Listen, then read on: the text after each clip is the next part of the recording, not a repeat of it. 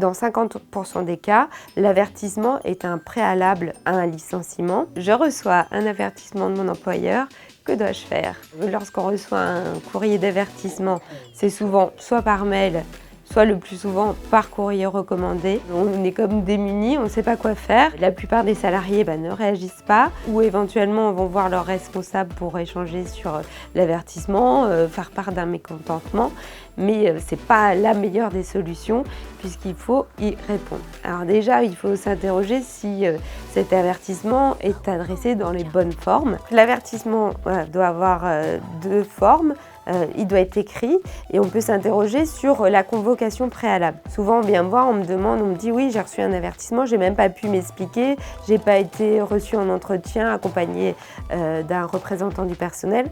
En réalité, l'avertissement ne nécessite pas de recevoir une convocation. Ce qui est important de faire, c'est de répondre à cet avertissement. Si même il revêt une certaine vérité, c'est important de le recontextualiser. Donc à vous de répondre, non pas oralement en allant voir votre responsable, mais en rédigeant un courrier ou un mail, peu importe, mais quelque chose, une trace que vous pouvez garder où vous expliquez le contexte. En général, quand il y a une erreur qui a été commise, eh bien, il y a un contexte général. Par exemple, vous avez insulté un collègue, c'est qu'il y a un contexte.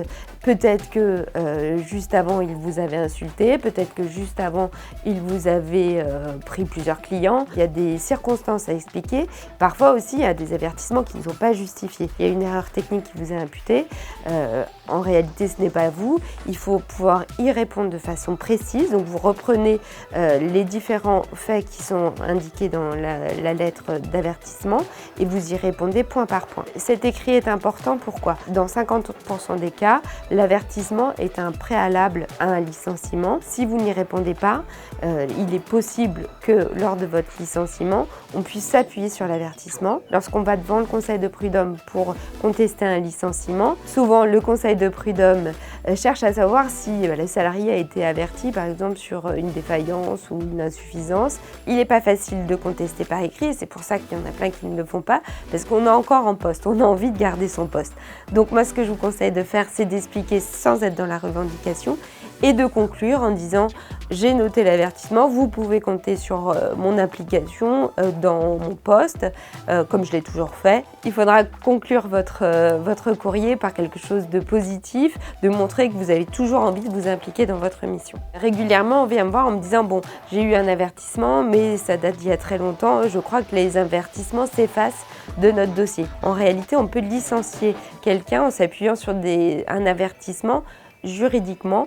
Donc sur les 3 dernières années, si vous êtes sanctionné sur un volet pour lequel vous avez déjà été sanctionné, eh bien on va pouvoir s'appuyer sur cet avertissement. La réalité, elle est tout autre. Si vous avez eu un avertissement 5 ans avant, eh bien en réalité, lorsqu'on va plaider un dossier, on va avoir connaissance de cet avertissement qui n'est pas effacé de votre dossier professionnel.